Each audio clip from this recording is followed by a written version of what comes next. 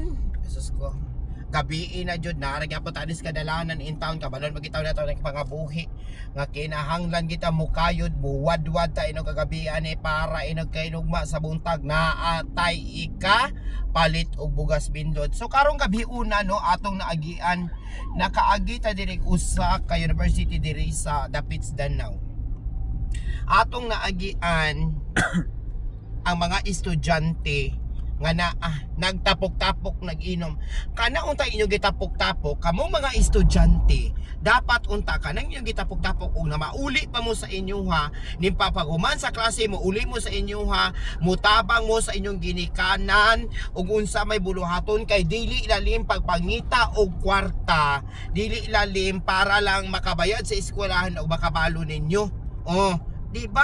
Kamo noon, hala, in town, adto magtapok-tapok, mag-inom-inom, unya ra ba, inog, kahubog, mag-drive motor, madisgasya, bago na po sa ginikanan. Diyos ko, in town kamo mga estudyante mo, dapat unta, kalis naman unta mo, kamo unta, may mga panindugan na mo sa inyong kaugalingon, may mga pangutok, unod na inyong pangutok, dili kay, kanang kuan na lang hasta lang kung unsay mahuna-hunaan go easy na lang good in town ang mga estudyante karon sa amo ang panahon sa una.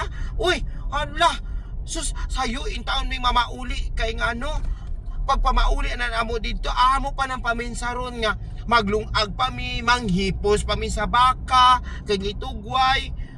Magkabo pa og tubig, mapuslan jud mi sa among ginikanan sa una.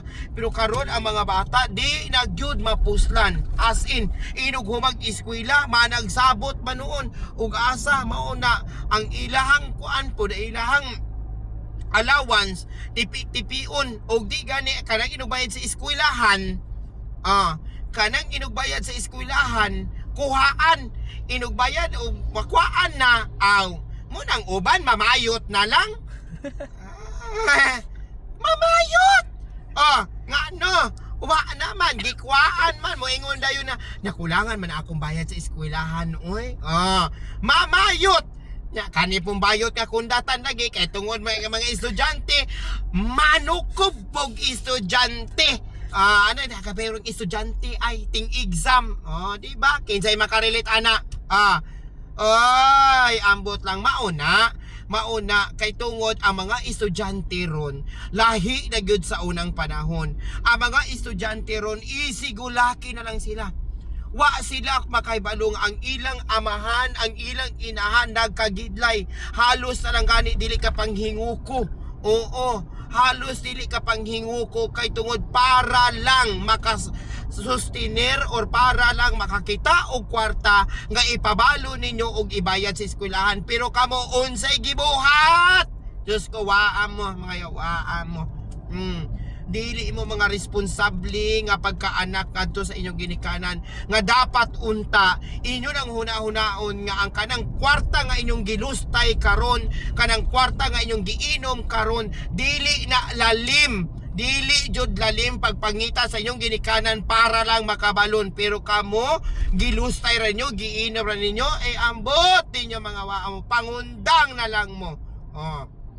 Kaano dili makahuman. Kung dili makahuman, sala pa sa ginikanan. Kung di pa makahuman, sala sa ginikanan.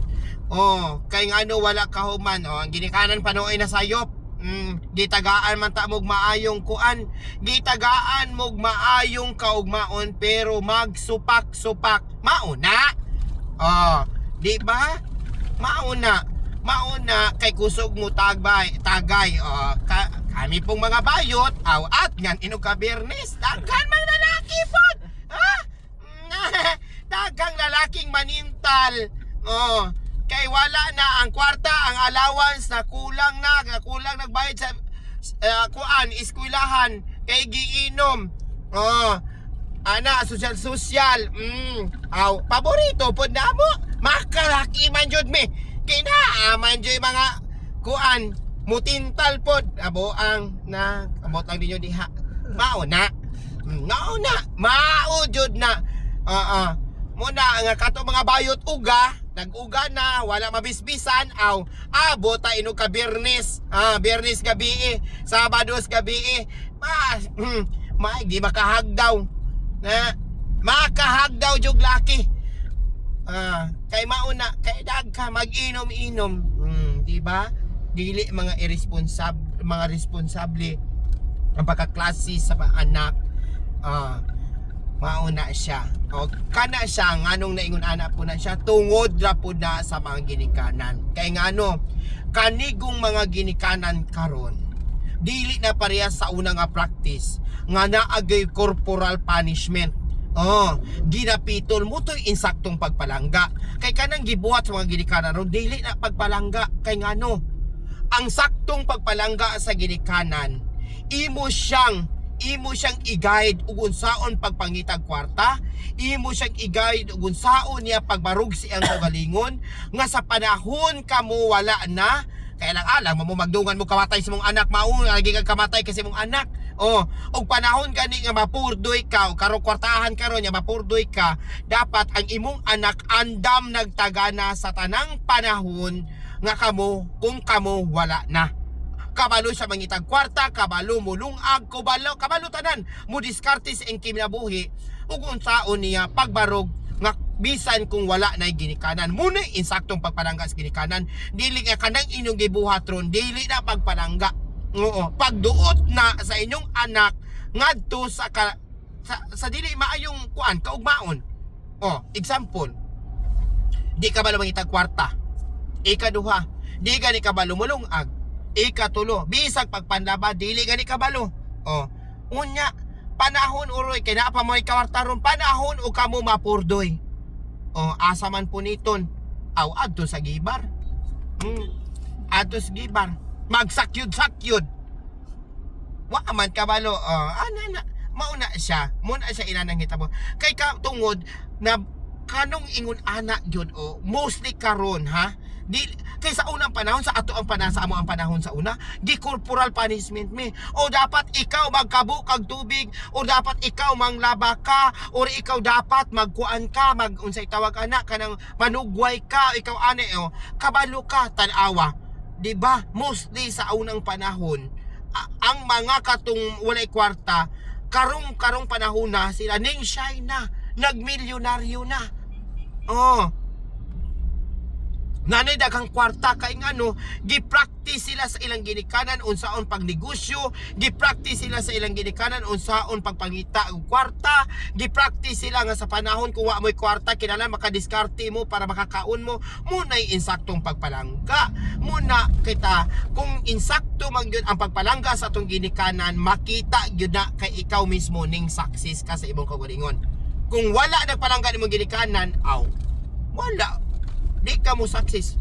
Mauna siya, muna dapat ninyong tandaan. So kamong mga ginikanan, dili na ato ingon ana nga ay sa una man to, dili dapat ato tong balikon kung unsa sa una kay mas daghan man ang ning success sa una. Sa unang panahon mas daghan ang ning success og ning milyonaryo kay tungod sila andam og tagana sa ilang kinabuhi, mapuraot man og sa dili kay tungod kabalo sila mo diskarte sa tanang panahon nga moabot sa ilang kaugalingon. Muna siya muna insaktong pagpalangga sa ginikanan. Dili kay bisag di man tugod kabalo mo lungag mo pauli sa ko kay maglungag ko kay unsaon lang to sila wasay kaon kadag ko nagtuhod ana manglayas man gani ino kagabi manglakat mga dito sa ila gani barkada ino kagabi mag-inom unya karon may na mauna kamo mismo ang tukmod nila ngano maingon ana sila so lagi corporal punishment na. Ayuhon lang nimo na dili makaingon na ma-DSWD ka ngano ma-DSWD ka nga giinsakto man nimo sila. Gidisiplina ra na nimo ang imong anak para maandam sila o maandam tagana sila sa panahon ikaw wala na, sa panahon mapuraot ka, sa panahon nga wa na kay kwarta andam silang tagana. Di ba kabalo sila mangita? Di kay palanggaon sa dili maayo, di na palanggan mo pagduot na sa imong anak nganong naingon anak. Sa pagkatinuod lang mao na siya insakto og klarong pagkaistorya Mao jud na siya tinuod. Oh, di ba? O karon kay Bernice man taron, aw. Adto ta dito ato scroll ning ato ang cellphone. Kay daghan man dron daghan man rong may kanang kuan kanang gamay na lang allowance. Gamay ka allowance unya ganahan og tagay. Aw. Mo na atong targeton ron. Di ba? Ana na. Ana na. Buang. Karon unsa namang orasa? Alas 10:30. Nagsulay rong tiod-tiod di ba? Tambay dito sa kuan, tambay dito sa mga kana ka magtao diri. Unsa man ni patay? Wala man sir.